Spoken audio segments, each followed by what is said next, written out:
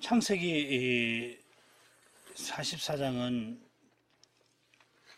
45장과 함께 살피는 것이 좋은데, 그 끝에 절반이나 길게 이어지는 유다의 말로 44장이 끝나는 데서 짐작할 수 있겠습니다.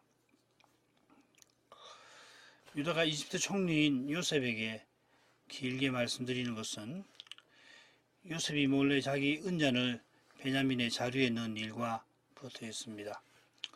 은잔을 훔쳐갔다 하는 이유로 베냐민을 종 삼겠다 하니까 유다가 베냐민을 아버지께 돌려보내고 자기가 남아 종살이 하겠다 합니다. 유다의 말에 요셉은 시종하는 자들을 물리고 형들 앞에서 자기를 알립니다. 그런 다음에 돌아와서 아버지를 모시고 오라 하고 형제들이 가나안에 돌아가서 아버지께 그 이야기를 전합니다. 그래서 44장, 45장을 크게 서술로 나눌 수 있는데 44장 1절부터 17절까지 그리고 여기는 이제 요셉이 꾀를 내어서 가나안 돌아가던 형제들이 다시 이집트로 돌아오게 하는 것이고 44장 18절부터 34절까지는 유다가 총리에게 자기가 베냐민 대신 남아서 종이 되겠다 하는 긴 이야기입니다. 그리고 45장은 요셉이 자기를 형들에게 알리고 형제들이 다시 가나안에 돌아가서 아버지를 만나는 장면입니다. 이렇게 큰 줄거리를 놓고 창세기 44장과 44장의 줄거리를 또 각각 살필 수도 있습니다. 44장은 이 유다의 고백, 16절에 나오는 고백을 중심으로 크게 두 개의 사건을 기록하고 있습니다. 16절 읽겠습니다. 유다가 가로되 우리가 내 주께 무슨 말을 하오리이까? 무슨 설명을 하오리이까? 어떻게 우리의 정직을 나타내리이까? 하나님이 종들의 죄악을 적발하셨으니 우리와 이 잔이 발견된 자가 다 내 주의 종이 되겠나이다. 우리가 이 부분 공부할 때 자세히 살피게 되겠습니다마는 유다는 총리에게 도무지 변명하지 아니합니다. 그 이유가 하나님이 종들의 죄악을 적발하셨다 하는 고백에 잘 드러나고 있습니다. 이 고백에 이어서 유다의 말이 길게 언급됩니다. 비슷하게 창세기 45장도 중간에 나오는 요셉과 형제들의 화해를 놓고서 요셉이 자기를 밝히는 장면이 앞에 나오고 형제들이 아버지를 모시러 가는 장면이 뒤에 자연스럽게 이어집니다. 45장 14, 15절 자기 아우 베냐민의 목을 안고 우니 베냐민도 요셉의 목을 안고 우니라. 요셉이 또 형들과 입맞추며 안고 우니 형들이 그제야 요셉과 말하니라. 자, 그러면은 44장의 전반부 1절부터 15절까지를 보겠는데 이 단락은 이런 주제로 이런 줄거리로 되어 있습니다. 그 표를 보시면 먼저 요셉이 청지기에게 자기 은잔을 베냐민의 자리에 넣어라 지시하는 내용이 1, 2절에 나오고 그 후에 이제 형제들이 일찍 가나안으로 출발합니다만은 요셉이 떠나자마자 청지기 들어 가서 은잔 훔친 것을 책망하라고 다시 지시를 내리죠. 그게 4절 하반절부터 6절까지 그 말을 들은 형제들이 아주 강경하게 결백을 증명합니다. 7절부터 9절까지. 그래서 청지기가 자리를 뒤지니까 은잔이 당연히 베냐민의 자리에서 나옵니다. 10절부터 12절. 그러니까 형제들이 다시 성으로 돌아올 수밖에 없습니다. 돌아와서 요셉 앞에 서는데 요셉이 형들을 질책하는 내용이 14절부터 15절까지 이렇게 나옵니다. 이 줄거리에 따르면 형제들이 억울해서 청지기에게 변명하는 대목이 두드러집니다. 강조가 됩니다. 이 변명하는 대목은 바로 이어지는 유다의 고백과 좋은 대조를 이룰 겁니다. 유다도 처음에 형제들과 함께 변명하였습니다마는 마침내 자기들의 죄를 깨닫고 고백을 합니다. 변명하지 않죠. 이런 이야기 전개에 비추어서 은잔을 베냐민의 자루에 넣게 한 요셉의 의중을 헤아릴만 하겠습니다. 1절부터 6절까지 읽습니다. 요셉이 그 청지기에게 명하여 가로되 양식을 각인의 자루에 실을 수 있을 만큼 채우고 각인의 돈을 그 자루에 넣고 또 내 잔 곧 은잔을 그 소년의 자루 아구에 넣고 그 양식값 돈도 함께 넣으라 하며 그가 요셉의 명령대로 하고 개동시에 사람들과 그 나귀를 보내니라.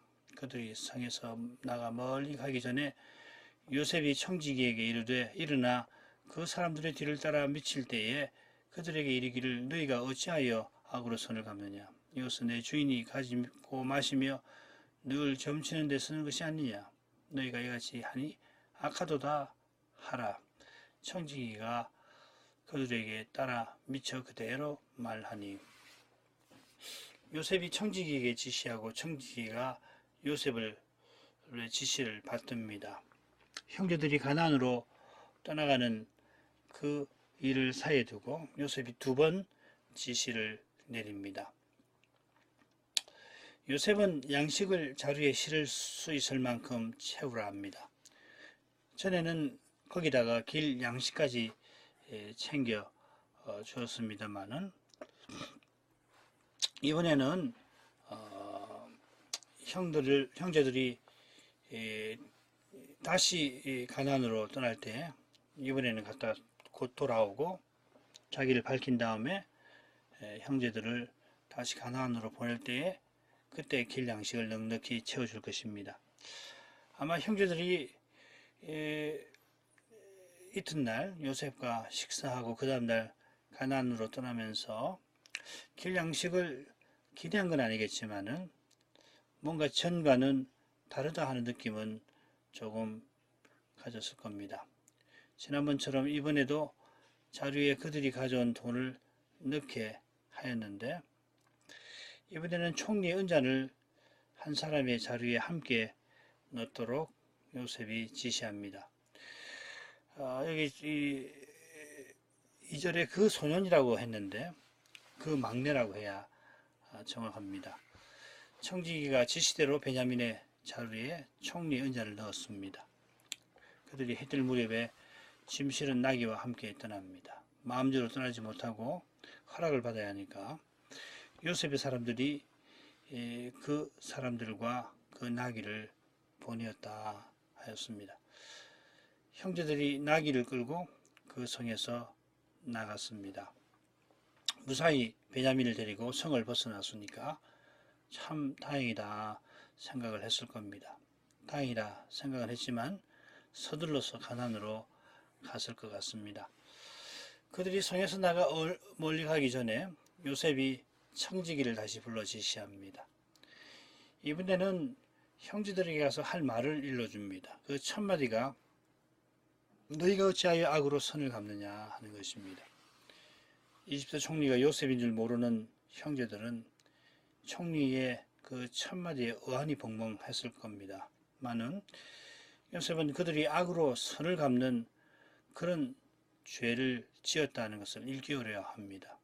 이미 그들이 처음 방문 때에 우리가 아우의 일로 범죄하였도다 했습니다마는 그들이 참된 회개에 이르도록 이끌려고 합니다.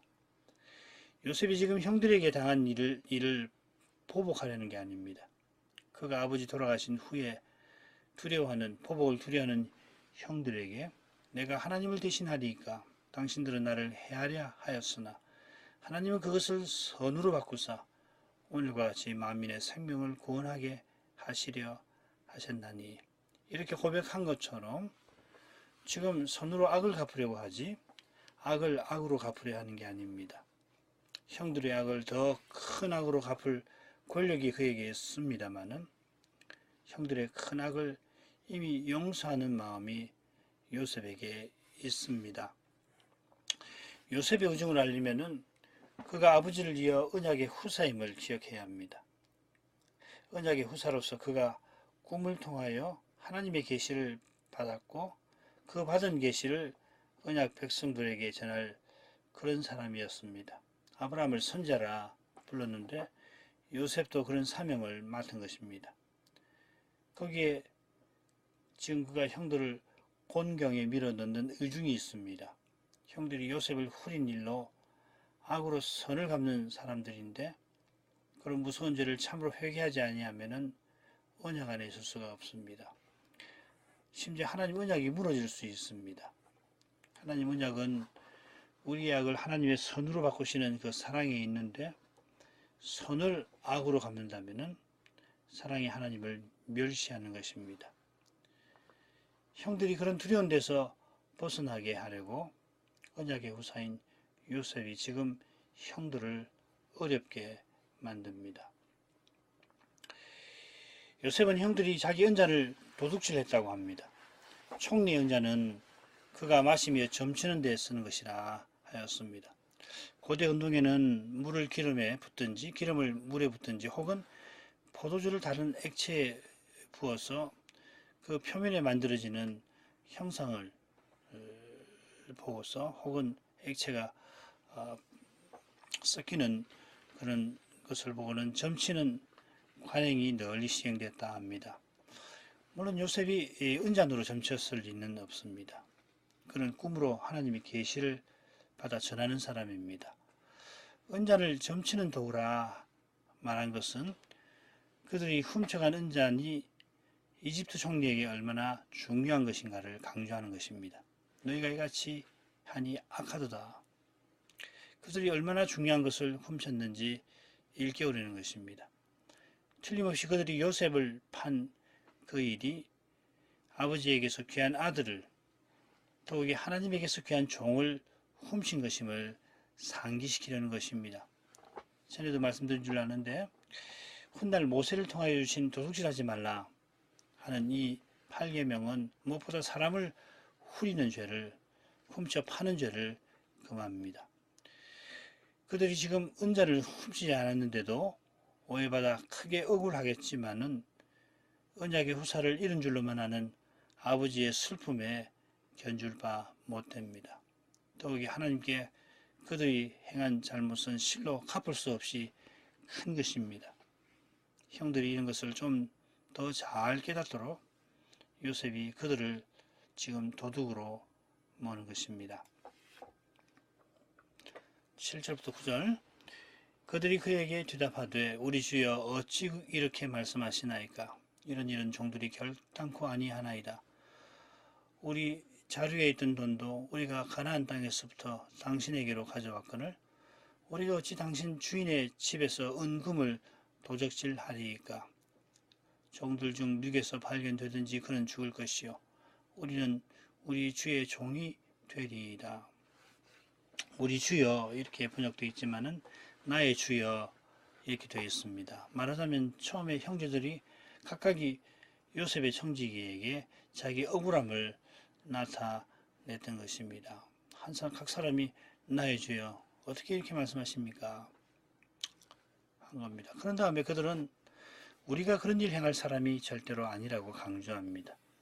남의 물건을 도둑질 하지는 않았지만은 그보다 더한 것을 도둑질 한 일은 잊었거나 감추고 있습니다. 그런 일을 행할 사람이라면은 자루에 든 돈을 가져왔을 리가 없다고 그 이유를 그들이 댑니다. 자루에 든 돈을 가져온 것은 사실 다시 양식구하러 와야 하는 형편에 자칫 도둑으로 몰려 경을 치지 않으려는 그런 것입니다. 억울하기도 하지만 어떻게든 누명을 벗어야 하니까 자기들에게 유리한 조건을 댄 것입니다. 이런 상태에서는 자기를 돌아볼 겨를이 없습니다. 그들은 자기의 결백함을 드러내려고 만일 그렇다면 중벌을 받겠다고 합니다. 은잔이 발견된 사람은 죽고 나머지 형제도 다 종이 되겠다 합니다. 당시 형법이 이런 죄를 어떻게 형벌하는지 10절에 나오는 청지기의 말에서 우리가 짐작할 수는 있습니다만 종 삼는 것이죠. 형제들은 은잔 훔친들이 매우 심각한 죄임을 잘 알고 있습니다. 아울러 자기네가 절대 은잔을 훔치지 않았다 확신하는 까닭에 은잔 나오지 않는 사람도 함께 종되겠다고 다짐하는 겁니다. 결백을 확신하니까 이런 다짐도 하는 겁니다만은, 아울러 그들이 함께 어려움을 감당하려는 마음이 그들 안에 생긴 것입니다. 처음에 양식과로 이집트 내려갈 때와는 사뭇 달라진 게 또한 사실입니다. 그럼에도 여전히 자기네가 누군지를 제대로 돌아볼 정도는 아닙니다. 자, 이런 것을 내다본 요셉이 얼마나 뛰어난 분인지를 짐작하게 됩니다. 지금 요셉은 39세쯤 되었을 겁니다. 이런 통찰은 인생의 주의 깊이를 헤아리는 것과 붙어 있습니다. 말씀의 거룩한 빛에 자기의 죄를 깊이 살핀 사람이 아니고서는 이런 통찰력을 가질 수 없을 것입니다. 아울러 요셉이 얼마나 형들을 잘 알고 있는지 짐작하게 되는데, 그만큼 형들에 관하여 그가 20년 넘게 깊이 생각을 한 것입니다.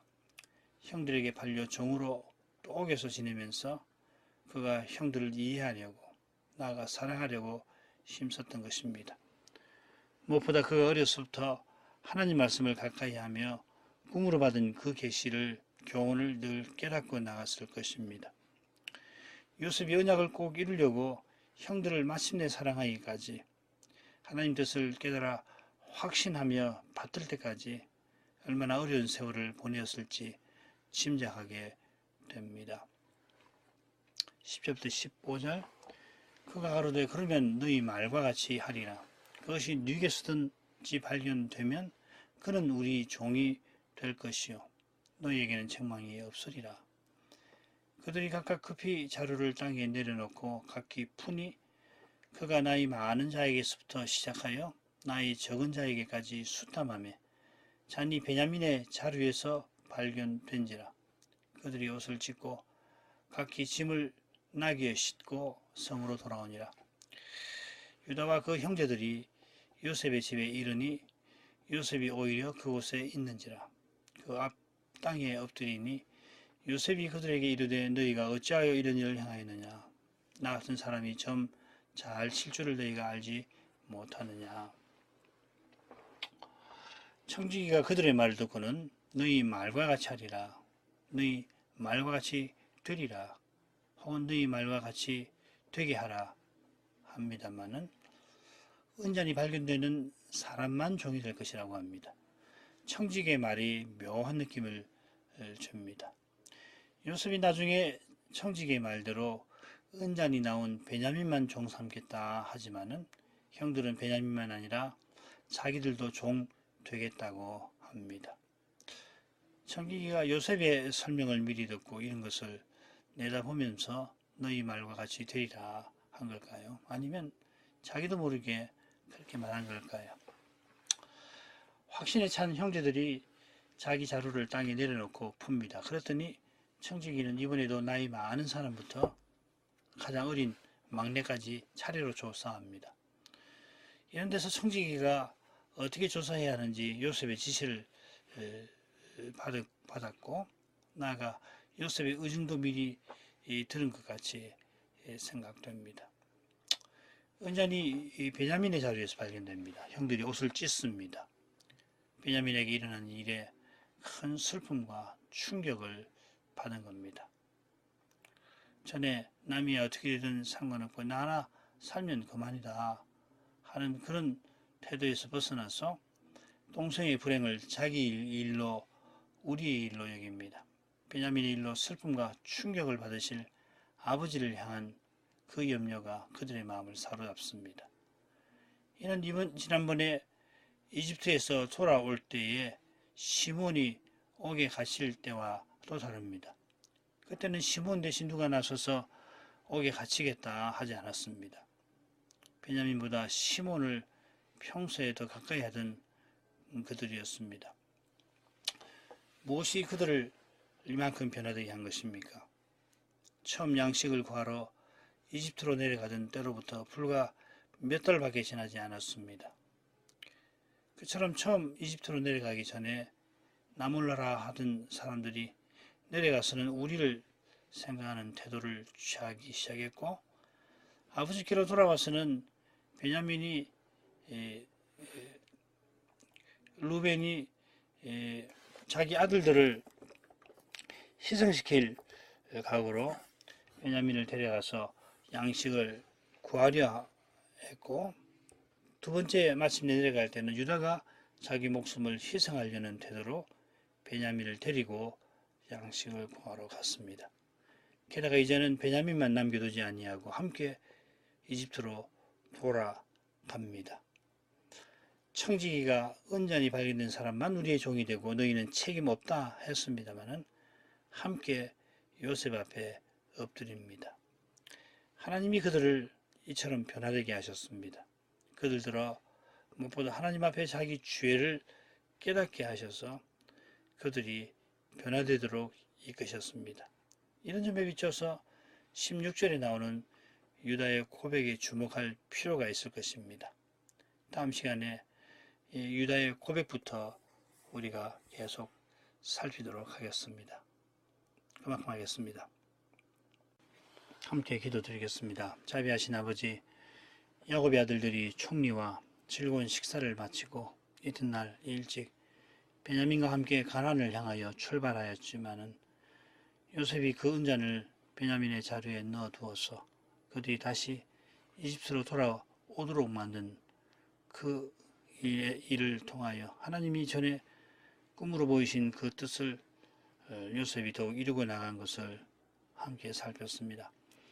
그들이 요셉을 후린 그 일이 얼마나 악한 것인지를 깨닫도록 하셔서 그들이 철저히 회개하여 언약 백성답게 살아가도록 하려 한 것인 줄 압니다. 은잔을 훔쳤다는 혐의를 받고서 처음에 그들이 자신의 결백을 강력하게 주장하였지만은 베냐민의 자료에서 그 은잔이 나온 것을 보았을 때 특별히 유다는 하나님이 자기 죄악을 적발하신 것을 깨닫고 겸손히 총리의 처분을 받고자 하였습니다. 그들이 이런 고백에 이르도록 하나님께서 얼마나 인내하셨는지, 그처럼 요셉이 얼마나 고난을 겪어야 했는지를 생각하게 됩니다. 하나님 은혜가 있어 그들이 처음에 이집트로 양식 구하러 가던 그때로부터 점점 언약 백성의 모습을 갖추게 된 줄로 믿습니다. 주님께서 우리의 죄와 얼마나 씨름하시는지, 우리에게 은혜 주시기 위해서 얼마나 참으시는지를 생각하게 됩니다.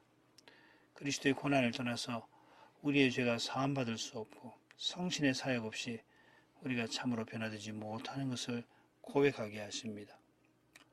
오직 저희가 성신의 밭에 심어 성신으로부터 영원한 생명을 거둘 줄 믿습니다. 해 아래서 우리가 행하는 그 어떠한 행위라도 그 자체로는 영원한 생명을 얻을 수 없음을 겸손히 고백합니다.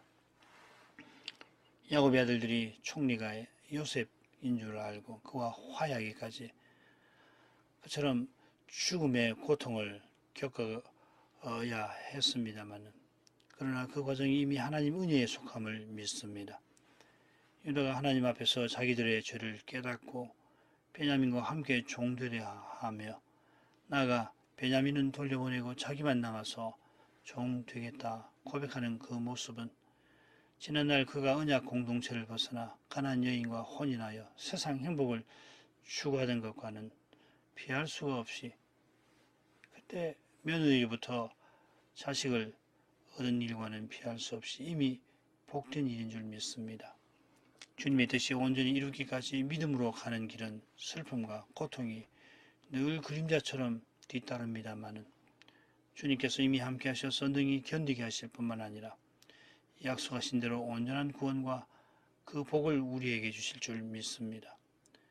주님이 함께 하셔서 하늘의 평안과 기쁨을 늘 내려주심으로 어려운 가운데서도 능히 견디게 하시고 그 기쁨과 평안이 충만할 저 하늘을, 저 영원한 날들을 또한 바라보게 하십니다. 주님이 연약한 인생을 긍휼히 여겨주셔서 베풀어 주시는 그 모든 좋은 것들로 말미암아 더욱 주님께 감사하며 지상에 남은 날들을 더욱 주님의 뜻을 이루며 살도록 이끌어 주십니다. 하나님의 자비가 저에게 절실함을 이제도 겸손히 고백합니다. 그 무한하신 사랑으로 말미암아 저희를 불쌍히 여기시고 저희가 지금 처한 이 어려운 현실에서 속히 벗어나서 주의 주시는 평안과 기쁨 가운데에서 주의 기뻐하시는 뜻을 더욱 힘있게 이루고 나갈 수 있도록 저희를 선대하시며 긍휼히 여기시기를 구합니다. 예수님 이름으로 기도합니다. 아멘.